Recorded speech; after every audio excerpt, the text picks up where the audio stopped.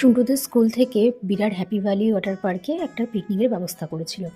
ওখানে গেলাম, আমাদের গ্রুপের পাশে একটা গ্রুপ ছিল যেখানে দেখছিলাম বাচ্চাদের আঁকার কম্পিটিশন করছিল। খুব সুন্দর সুন্দর ওরা আঁকছিল।